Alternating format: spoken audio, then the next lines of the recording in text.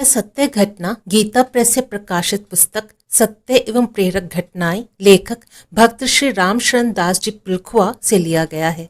यह सत्य घटना ब्रह्मचारी श्री रामचंद्र जी की वृद्धा माता ने स्वयं पूज्य श्री उड़िया बाबा जी को सुनाया था।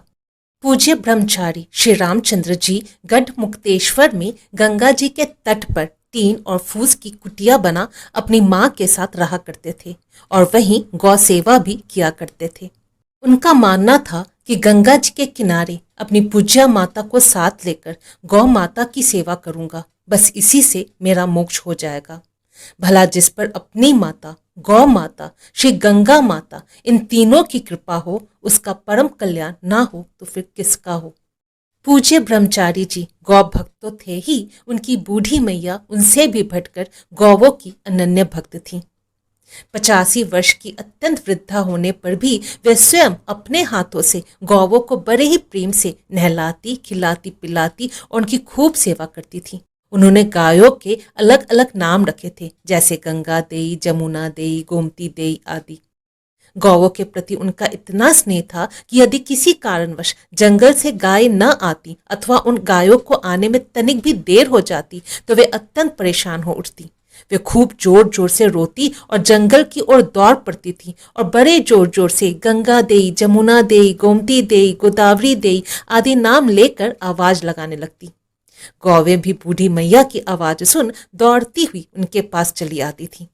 गौवों का भी हाल ऐसा ही था। यदि किसी दिन गाय जल्दी आ जाती थी और उस समय बूढ़ी मैया अपनी झोपड़ी में गायों को नहीं मिलती थी तो गाय बड़े जोर जोर से मैया को याद करके रंभाने लगती थी। जब तक उन्हें भी मैया न दिख जाती, उन्हें भी तनिक भी चैन नहीं मिलता था। एक दिन की बात है कि ब्रह्मचारी जी तो कहीं दूसरी जगह गए हुए थे और उधर गाय जंगल में चरने के लिए चली गई थी। मैया उस दिन अकेली थी और अपनी टीन की झोपड़ी में बैठी हुई थी। गर्मी के दिन थे और ठीक दोपहरी का समय था। अचानक बड़े जोर से भयंकर आंधी आई। मालूम होता था कि बस आज प्रलय हो जाएगा। चारों ओर घोर अंधकार छा गया और सब कुछ दिखना बंद हो गया। झोपड़ी की टीन की छतें, खाट, पीढ़े और बर्तन सभी हवा में इधर से उधर उड़ उड़कर जाने लगे। इतने में ही टीन वाली वह झोपड़ी जिसमें मैया रहती थी भी एकदम से उखड़ गई और उसके टीन आपस में तरातर एक दूसरे से टकरा कर बजने लगे और सब टीनें मैया के ऊपर एकदम से आकर गिर गई। अब तो वह बुरी तरह उन टीनों से दब गई और सांस लेने तक को भी जगह नहीं रही। उन्होंने अपने जीवन की आशा छोड़ दी।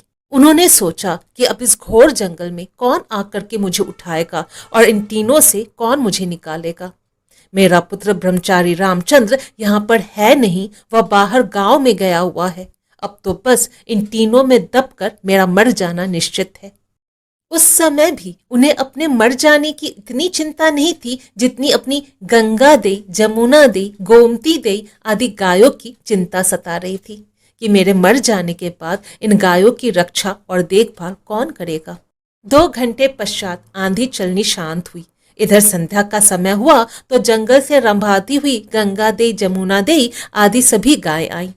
टीन की झोपड़ी टूटी हुई देखकर मैया को वहां पर न पाकर वे सब व्याकुल हो बड़े जोर जोर से रंभाने लगी। मैया ने अंदर ही अंदर पड़े हुए पूरी शक्ति से आवाज दी कि अरे गंगा दई, मैं तो इस समय अंदर टीनों में दबी पड़ी हूँ और बुढ़िया हूँ, अपने ऊपर से टीनें कैसे हटा सकती हूँ।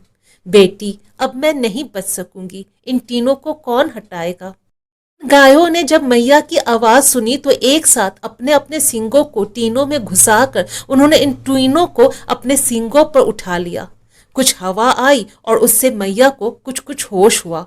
वे धीरे धीरे उन टीनों से बाहर निकलने लगी। जब तक पूरी तरह से वे टीनों से निकल करके बाहर नहीं आ गई, गाय उन टीनों को बराबर अपने सींगों पर लिए खड़ी रही और तनिक भी इधर से उधर नहीं हुई। अब जो ही वे उन टीनों से निकल करके सकुशल बाहर आई, झट से गायों ने अपने सींगों पर से वे टीनें एकदम से नीचे गिरा दी। इस प्रकार गायों ने मिल करके बुढ़िया मैया के प्राण बचाए। फिर वे गाय अपनी आंखों में आंसू भरकर मैया के पास सटकर खड़ी हो गई और उन्हें चाटने लगी। पूज्य बा श्री उड़िया बाबा जी महाराज को जब यह घटना सुनने को मिली तो उन्होंने बुढ़िया मैया से कहा, मैया, जो उत्तम गति बड़े बड़े ज्ञानियों, ध्यानियों, त्यागी तपस्वियों को भी मिलनी दुर्लभ है, वह परम उत्तम गति तुम्हें अनायास इन पूज्या गौ माताओं की कृपा से अवश्य प्राप्त होगी, इसमें तनिक भी संदेह नहीं है। जय श्री हरि। यदि ये वीडियो आपको अच्छी लगी तो इसे लाइक, शेयर और कमेंट करें, साथ ही चैनल को जरूर सब्सक्राइब करें। जय श्री हरि।